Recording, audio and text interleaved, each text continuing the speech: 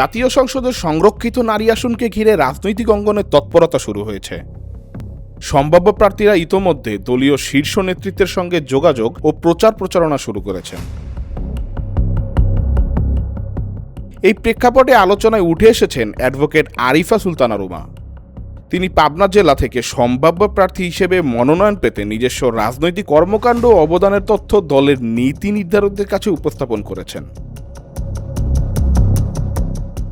রাজনৈতিক জীবন বৃত্তান্ত অনুযায়ী তিনি ছাত্র জীবন থেকে বিএনপি ও জাতীয়তাবাদী ছাত্রদলের সঙ্গে সক্রিয় রাজনীতিতে যুক্ত ছিলেন। বিভিন্ন দলীয় দায়িত্বে ছিলেন।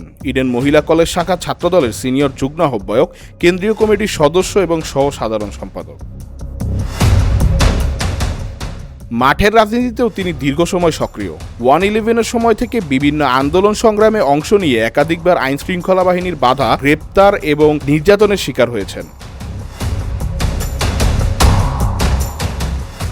সাবেক প্রধানমন্ত্রী খালেদা জিয়ার মুক্তির দাবিতে আয়োজন করা কর্মসূচিতেও সক্রিয় ছিলেন তিনি।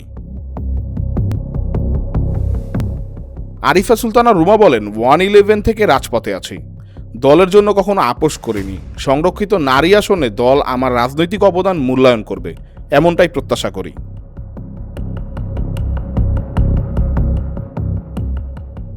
আজিজুল ইসলাম যুবরাজ, কালপ্রকাশ, ঢাকা।